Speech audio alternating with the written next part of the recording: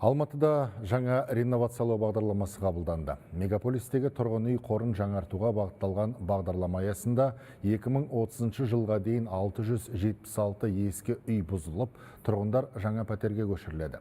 Жаңа бағдарламаның басты ерекшелігі тұрғын үй иелерінің құқықтарын қорғау тетіктері енгізілді. Яғни ескі үй бұзылғанда меншік иесіне пәтерін жаңа пәтерге ауыстыру немесе нарықтағы бағасына қарай ақшалай өтемақы алу мүмкіндігі беріледі.